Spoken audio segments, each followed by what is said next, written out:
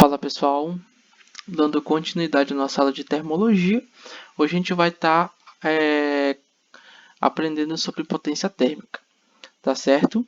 Então, antes da gente iniciar nosso quase podcast, preciso falar para vocês que antes desse vídeo aqui, eu coloquei um outro vídeo respondendo, as resoluções daquelas 5 questões que eu passei no nosso último exercício, que foi um exercício referente lá na semana passada, tá? De calor sensível e calor latente.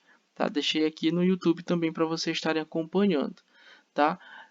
Se vocês tiverem dúvidas com relação àquelas questões, vocês podem estar assistindo o vídeo.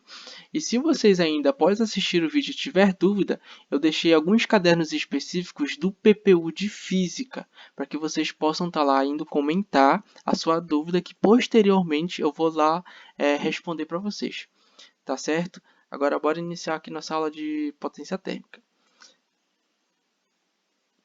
Cara, potência térmica. Potência seria uma taxa média de transferência de energia de um corpo para outro ou de um sistema para outro, tá? Coloquei aqui um conceito bem simples, bem rápido para vocês.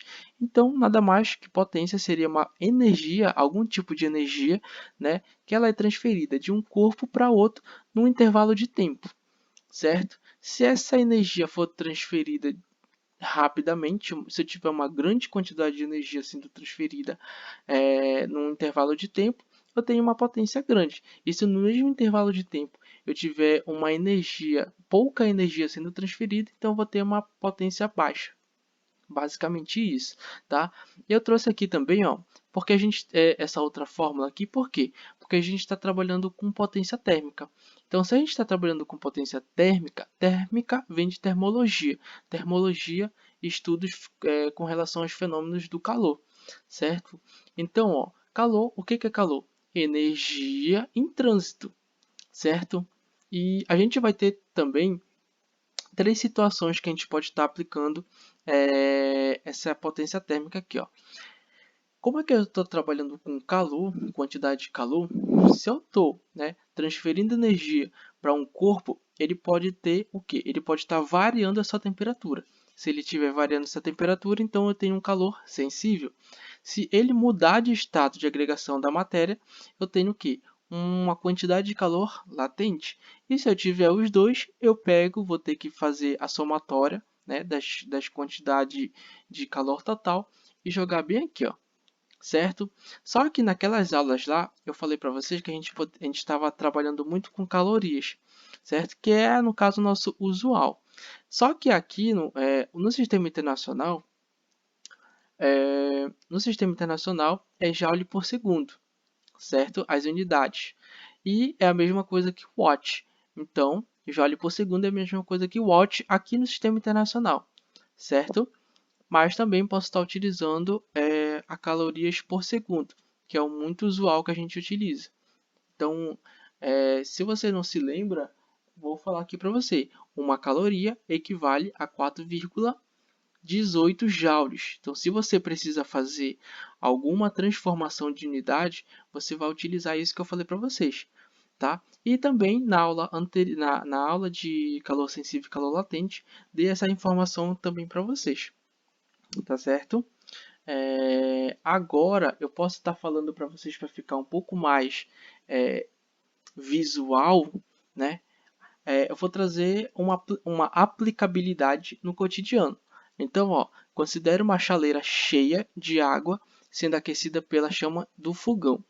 O aquecimento ocorre mais rapidamente quando a chama está alta ou baixa. Tá? Obviamente, você vai me responder que o aquecimento vai ocorrer quando a chama estiver alta. Por quê? Porque se eu tiver, por exemplo, o mesmo intervalo de tempo para as duas chaleiras, se na chama alta eu tiver uma quantidade de calor sendo transferida e essa quantidade de calor é maior que na chama baixa, então eu vou ter uma potência mais alta, certo? Então, mais uma vez, ó, se eu tiver duas chaleiras, tá?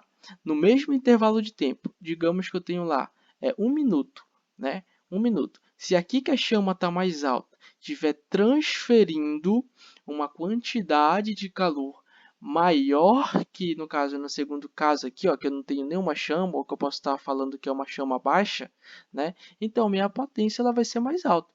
Por isso que eu coloquei o conceito bem aqui, ó, taxa média de transferência de energia de um corpo para outro ou de um sistema para outro, certo?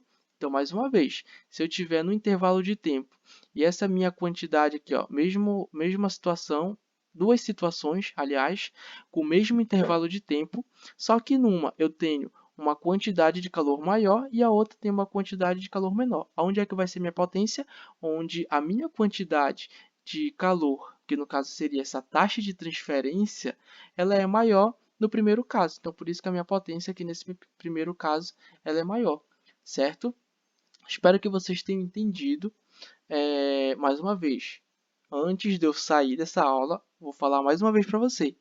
Aqui, ó, eu posso estar adotando quantidade de calor sensível ou quantidade de calor latente, ou os dois, né, dependendo do meu enunciado, tá certo? Então, ó, para a gente treinar exercício de fixação, livro, aula 5, termologia potência térmica, tá certo?